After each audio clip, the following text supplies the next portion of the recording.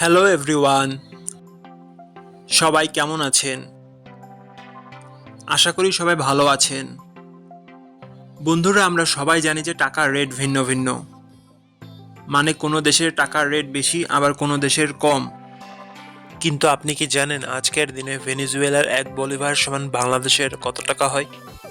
আপনার ধারণা কি ঠিক, নাকি অবাক হওয়ার মতো কোনো চমক আছে? এই ভিডিওটি বিশেষভাবে আপনার জন্য তৈরি, তাই শেষ পর্যন্ত দেখুন। কারণ আপনি যদি নিয়মিত টাকার রেট জানেন, তাহলে অর্থ লেনদেন বা বিদেশ থেকে পাঠানো রেমিটেন্সে লাভবান হতে পারেন। আজ রবিবার 11ই জানুয়ারি 2026।